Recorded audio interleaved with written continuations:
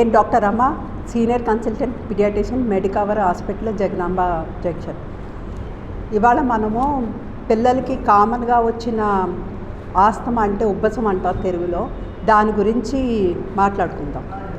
ఇది పిల్లల్లో ఎక్కువ 5 years లోపల వస్తుంది.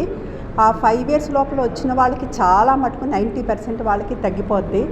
అది మిగతా వాళ్ళకి 5 years తర్వాత కంటిన్యూ అయితేనే అది బ్రోంకిల్ ఆస్తమా అని అంటాం అన్నమాట.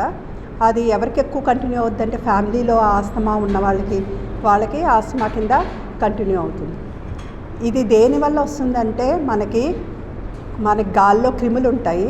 ఆ వైరల్ ఇన్ఫెక్షన్ అవ్వడం వల్ల అది థ్రోటు లంగ్స్లో స్మాల్ ట్యూబ్స్ ఉంటాయి. ఆ బ్రాంకస్కి ఇన్ఫెక్షన్ వచ్చి వాళ్ళు జెనెటికల్లీ ప్రోన్, ఎలర్జీ ప్రోన్ ఉన్న వాళ్ళకి ఆస్తమా అన్నది కామన్గా వస్తుంది.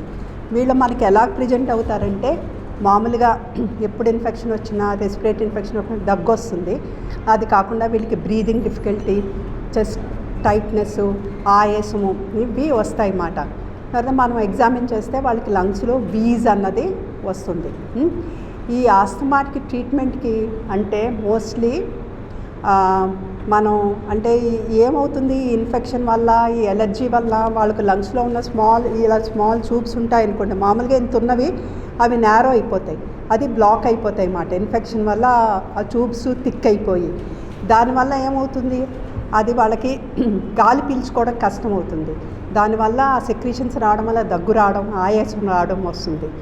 దీనికి ట్రీట్మెంట్ ఏంటంటే ఆ ట్యూబ్స్ బ్లాక్ అయిపోతాయి కాబట్టి అది ఓపెన్ చేయాలి. దానికి ఏంటంటామంటే బ్రోంకోడైలేటర్స్. ఈ బ్రోంకోడైలేటర్స్ అన్నది సాల్బుటమాల్, టెర్బిట్లిన్ ఇవి అంటాం అన్నమాట. ఇవి సిమ్టమాటిక్ రిలీఫ్. ఇవి చాలామంది సిరప్లు వాడతారు. సిరప్లు కాకుండా ఇన్హేలర్స్ అని వాడాలి. సిరప్లు అనుకోండి మనకి కడుపులోంచి బ్లడ్లోంచి లంగ్స్లోకి వెళ్తాయి. ఈ ఇన్హేలర్స్ అన్నవి డైరెక్ట్గా లంగ్స్లోకి వెళ్తాయి అన్నమాట. చాలామందికి అపోహ, ఈ ఇన్హేలర్స్ తీసుకుంటే వాళ్ళు ఎడిక్ట్ అయిపోతారు, అలవాటు అయిపోద్దని.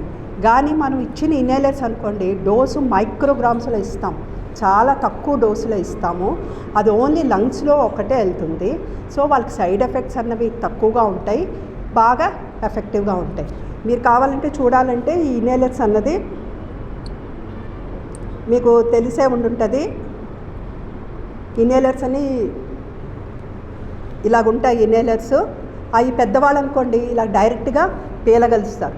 పిల్లలు డైరెక్ట్గా పీల్చలేరు కాబట్టి అది గాలి తీసుకొని ఇవి నొక్కుతూ ఉండాలి. పీల్చలేరు కాబట్టి మధ్యలో ఈ స్పాసర్ విత్ మాస్క్ అది పెట్టుకొని అది ఇవ్వాలన్నమాట. అది ఇస్తే వెంటనే రిలీఫ్ వస్తుంది. సో వీళ్ళకి మెయిన్ ఈ అపోహ తీర్చాలి, ఇన్హేలర్స్ అంటే ఎడిక్ట్ అవుతాయని.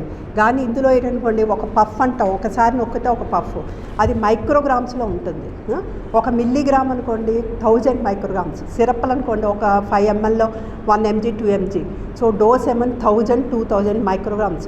ఇందులో మనం ఇచ్చేది 50-100 micrograms. అవి డైరెక్ట్గా లంగ్స్లోకి వెళ్తాయి. సో ఎఫెక్ట్ బాగుంటుంది.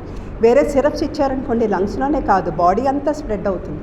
సో వాటికి సైడ్ ఎఫెక్ట్స్ ఎక్కువ ఉంటాయి. సో ఇది సిమ్టమాటిక్ ట్రీట్మెంట్. కానీ మళ్ళీ అస్తమాటికి రాకుండా ఉండడానికి కంట్రోలర్స్ అంటాం, అవి స్టెరాయిడ్ ఇన్హేలర్స్. ఈ స్టెరాయిడ్ ఇన్హేలర్స్ కూడా మీరు ఇన్హేలర్ ద్వారా ఇచ్చేది చాలా తక్కువ డోస్ కాబట్టి సైడ్ ఎఫెక్ట్స్ ఏమీ ఉండవు. సో దగ్గు వచ్చినప్పుడల్లా ఈ సిమ్టమాటిక్ రిలీఫ్ ఇచ్చుకోవాలి. ఫ్రీక్వెంట్గా వచ్చిన వాళ్ళకి ఈ కంట్రోలర్స్ 1 month, 2 months, 3 months అని ట్రీట్మెంట్ ఇస్తాం. ఇది ట్రీట్మెంట్ పరంగా. ఇంకోటి ఏంటంటే ఈ ఆస్తమా అసలు మళ్ళీ రాకుండా ఉంటుందా అని. ఆస్తమా అన్నది మనం కంట్రోల్ చేయగలం, అని కంప్లీట్ క్యూర్ అన్నది కాదు.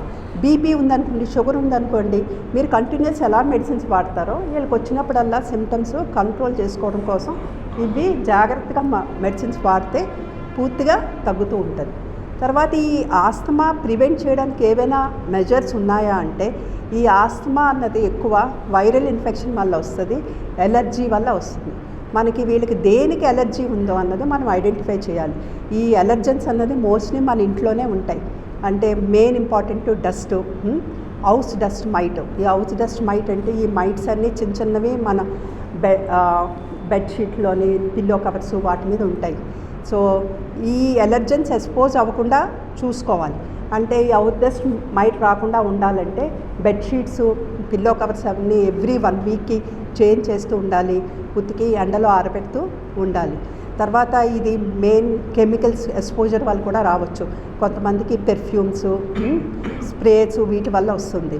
కొంతమందికి ఈవెన్ స్మోకింగ్, ఇంట్లో ఎవరైనా ఉంటే స్మోకింగ్ చేయకూడదు. వైరల్ ఇన్ఫెక్షన్ ఉన్న వాళ్ళు ఎవరైనా ఈ చైల్డ్కి దగ్గరగా రాకూడదు. కొంతమందికి కోల్డ్ వెదర్ ఎలర్జీ ఉంటుంది, కొంతమందికి పోలెన్స్ అంటారు, పొల్యూషన్, ఇవన్నిటికీ అవాయిడ్ చేసుకుంటే మనం ప్రివెంట్ చేయొచ్చు. సో ఈ మెజర్స్, ప్రివెంటివ్ మెజర్స్ తీసుకుంటే మనం ఆస్తమా రాకుండా ప్రివెంట్ చేయొచ్చు. ఒక ఆస్తమా వచ్చినా కూడా ప్రాపర్గా ట్రీట్మెంట్ చేసుకుంటే మనం కంట్రోల్ చేయొచ్చు. ఎందుకంటే ఆస్తమా ఫ్రీక్వెంట్గా వచ్చిందనుకోండి, వాళ్ళు అప్పుడు స్కూల్కి వెళ్ళలేరు, రాత్రి పడుకోలేరు, వాళ్ళ పెర్ఫార్మెన్స్ అవన్నీ తగ్గిపోతాయి.